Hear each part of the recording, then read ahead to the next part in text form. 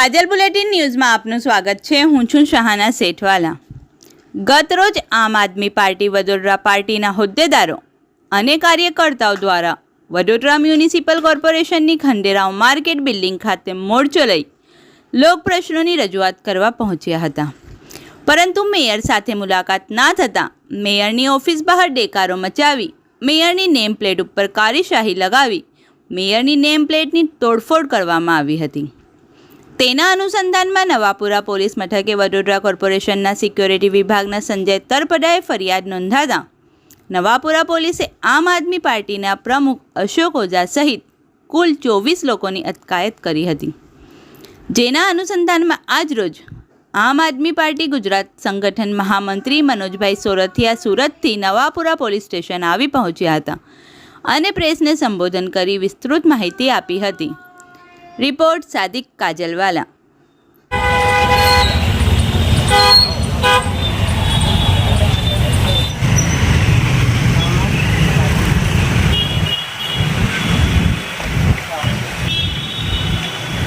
છેલ્લા 30 વર્ષથી વડોદરા મહાનગરપાલિકામાં ભાજપનું શાસન છે। આટલા વર્ષોના શાસન પછી પણ વડોદરાની જનતાને આ શાસકો સામાન્ય સુવિધાઓ આપી શક્યા નથી। આપણે વારંવાર જોયું છે કે એકાદ વરસાદ થાય અને વડોદરાના રસ્તાઓ બિસ્માર બની જાય, એકાદ વરસાદની અંદર જ તે વડોદરામાં પાણી ભરાઈ જાય અને એવા સમયમાં વારંવાર દર વર્ષે વડોદરાને પૂરનો સામનો કરવો પડે, નિર્દોષ લોકોના જીવ ગુમાવવા પડે અને કરોડો રૂપિયાનું નુકસાન વડોદરાવાસીઓને અત્યાર સુધી થયું છે। એવા સમયમાં ગઈકાલે આમ આદમી પાર્ટીના કાર્યકર્તાઓ વિશ્વામિત્રી નદીને સફાઈ યોજનામાં જેવી રીતે આપણે સૌ જાણીએ છીએ કે કરોડોનો ભ્રષ્ટાચાર થયો છે, એકના એક કામ માટે સિંચાઈ વિભાગ અને કોર્પોરેશનને પૈસા ચૂકવા છે। આ તમામ મુદ્દાઓ પર મેયરની જવાબદારી હોય અને મેયર ચૂપ છે। છેલ્લા 2 વર્ષથી આ મેયરશ્રી બેઠા છે એ સદંતર નિષ્ફળ રહ્યા છે। આમ છતાં જવાબ આપવાને બદલે આમ આદમી પાર્ટીના કાર્યકર્તાઓ જ્યારે એમનું રાજીનામું માંગવા માટે ગયા તો એમના ઉપર એફઆરઆઈ કરવામાં આવી છે। એક પરિવારે કે જેમના ઘરમાંથી સાપ નીકળ્યા અને એક બહેનને સાપ કરડી ગયો એની રજૂઆત કરવા માટે વીએમસીમાં ગયા હતા, એમના વિરુદ્ધ પણ ફરિયાદ કરવામાં આવી છે। આ અહંકાર આપણે સૌને દેખાય છે। લોકોના કામ કરવાને બદલે અહંકારી મેયરશ્રી કે જેમણે પોતાની એક તખ્તી ઉપર કાળો કલર લગાવ્યો તોડી નાખવામાં આવ્યું ત્યારે ગુસ્સામાં આવી અને આમ આદમી પાર્ટીના પદાધિકારીઓ ઉપર એમણે એફઆરઆઈ કરી છે, વડોદરાના લોકો ઉપર એફઆરઆઈ કરી છે। વડોદરાના લોકોએ દર વર્ષે કરોડો રૂપિયાનું જાનમાલનું નુકસાન ભોગવ્યું છે, કોણ એફઆરઆઈ કરશે? આ લોકો ઉપર ફરિયાદ કોણ નોંધશે? ગઈ વખતે આખું વડોદરા દિવસો સુધી પાણીમાં ગરક રહ્યું, કરોડોનું નુકસાન ગયું, કેમ ફરિયાદ ન નોંધાય? હમણાં થોડા દિવસ પહેલા સરદાર એસ્ટેટ પાસે એક રિક્ષા ચાલક ખાડામાં પડી જવાથી મૃત્યુ થયું, એને વળતર કોણ આપશે? એના ઉપર આ ઘટનાની અંદર જવાબદાર કોણ? આ એફઆરઆઈ કોણ નોંધશે? આમ આદમી પાર્ટીના કાર્યકર્તાઓ પર તમે એફઆરઆઈ નોંધશો? આમ આદમી પાર્ટીનો કાર્યકર્તા ડરતો નથી। ભાજપની જેલથી, ભાજપના દંડાઓથી આમ આદમી પાર્ટીનો કાર્યકર્તા ડરતો નથી। એમને એવું હોય કે ફરિયાદ કરવાથી આ લોકો ચૂપ બેસશે તો વડોદરાનો અવાજ બનવાની જવાબદારી આમ આદમી પાર્ટીની છે। આમ આદમી પાર્ટીના કાર્યકર્તાઓને હું વંદન કરું છું કે આટલા સમયની અંદર જ્યારે તાનાશાહી હોય, લોકો ચૂપ હોય, એવા સમયની અંદર પણ આ સત્તાધીશોના મોઢામાં આંગળા નાખીને બોલાવવાની જે જવાબદારી છે એ આમ આદમી પાર્ટીના કાર્યકર્તાઓએ કરી છે। હું આજે વડોદરાની અંદર વડોદરા વાસીઓને પણ કહેવા માંગુ છું કે આ લોકો સત્તામાં બેસીને એટલા અહંકારી થયા છે કે એમને આપણી સુવિધાઓ, આપણા પ્રશ્નો પ્રત્યે કશી પણ લાગણી નથી।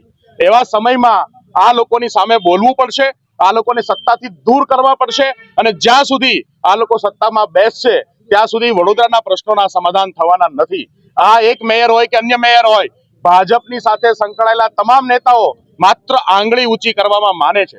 વડોદરાના પ્રશ્નોના સમાધાન માટે એમની પાસે કોઈ લાગણી નથી, એમની પાસે કોઈ રસ્તો નથી અને આવા નવા ભ્રષ્ટાચાર વિશ્વામિત્રી નદીના સફાઈ અભિયાનની અંદર આપણે જોઈએ છે કે 1200 કરોડનું આખું કાંડ, કરોડો રૂપિયા, મતલબ જ્યારે વડોદરા પર આફત હોય ત્યારે વડોદરાના આ શાસકો આફતને અવસર સમજી અને પૈસા ખાવાનું કામ કરે છે। હું વડોદરાની જનતાને પણ અપીલ કરીશ કે આમ આદમી પાર્ટી હંમેશા માટે લડે છે। આવો સાથે મળી અને આ સત્તામાં બેઠેલા તાનાશાહોને ધૂળ ભેગા કરીએ, રસ્તા ભેગા કરીએ અને આવનાર દિવસોમાં એમને જનતાની તાકાત બતાવીએ. સ્થાનિક સ્તર પર જે રીતે હોદ્દેદારોએ ગઈકાલે આંદોલન કર્યું, વિરોધ કર્યો અને ધરપકડ પણ વરી લીધી, પ્રદેશ કક્ષાએ આ બાબતે લઈને આમ આદમી પાર્ટી કશું કરશે ખરી?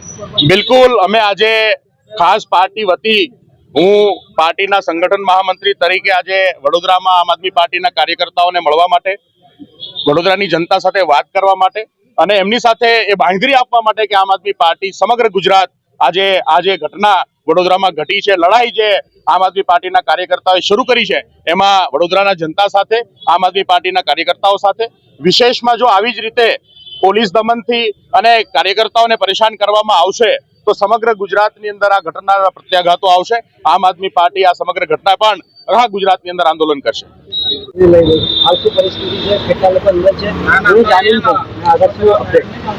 તમે જુઓ કે ગઈકાલે આમ આદમી પાર્ટીના કાર્યકર્તા એ વડોદરા શહેરની જે સમસ્યા છે, જે મુશ્કેલીઓ છે, એનો અવાજ બનવા માટે, કારણ કે વડોદરા શહેરની અંદર અત્યારે વહીવટી તંત્ર તો સાંભળતું નથી, પણ ચૂંટાયેલા પ્રતિનિધિ એટલે કે વડોદરા શહેરના પ્રથમ નાગરિક એવા મેયર શ્રી પાસે જ્યારે કોઈ વ્યક્તિ રજૂઆત કરવા જતું હોય અને જ્યારે ત્યારે જો એના દરવાજા બંધ કરી દેવામાં આવે, જાળીઓને તાળા મારી દેવામાં આવે, તો સ્વાભાવિક છે કે કાર્યકર્તાઓમાં એક રોષની લાગણી પેદા થઈ હતી અને એના ભાગરૂપે જ્યારે એક નંબર પ્લેટ પર જ્યારે કાળી શાહી કરવામાં આવે, નંબર પ્લેટને કદાચ તોડી નાખવામાં આવે અને જે રીતે એમને અત્યારે પોતાના અંગત અદાવતો રાખી અને જે રીતે અત્યારે પોલીસ ફરિયાદ કરવામાં આવી છે, એનો અમે સખત શબ્દોમાં વિરોધ કરીએ છીએ. આજે ગુજરાતના સંગઠનના મહામંત્રી એવા મનોજભાઈ સોરઠિયા આજે અહીંયા આવી અમને સૌ લોકોને મળ્યા, શક્તિ આપી છે અને આમ આદમી પાર્ટી જે છે એની લીગલ ટીમ પણ આજે અહીંયા પહોંચી ગઈ છે અને જે લીગલ પ્રોસિજર છે એની તરફ અમે આગળ વધ્યા છે. અત્યારે તમે જુઓ કે બહેનો જેટલી પણ એમની જે લોકોની અટકાયત કરવામાં આવી હતી એ બધી બહેનોને જામીન આપી દેવામાં આવી હતી, પરંતુ 6 જેટલા ભાઈઓ છે એને ગઈકાલથી અત્યારે પણ એ લોકોને જેલની અંદર રાખવામાં આવ્યા છે, નવાપુરા પોલીસ સ્ટેશનની અંદર. પરંતુ અમે ખૂબ, પોલીસ પણ અમને સાથ અને સહકાર આપે છે, કારણ કે લો એન્ડ ઓર્ડર અમારે કરવો નથી. અમારો સંઘર્ષ જે છે એ અન્યાયની સામે છે અને જે અત્યારે તાનાશાહી સરકાર જે છે, અત્યારે ગુંડાગર્દી તાનાશાહી પર ઉતરી છે, એની સામે અમે સખત શબ્દોમાં વિરોધ કરીએ છીએ. અત્યારે અશોકભાઈ ઓઝા છે, વિનયભાઈ ચૌહાણ છે, અંદર આપણે હેમલભાઈ, આપણે રામાણીભાઈ છે, એવા રિયાજ શેખજી છે, વિનયભાઈ છે, એવા અનેક લોકો અત્યારે અંદર છે, શશાંકભાઈ ખેરે છે, એ તમામ લોકોના હજુ જામીન બાકી રહ્યા છે અને એ લોકોનો પ્રોસિજર અત્યારે ચાલુ છે.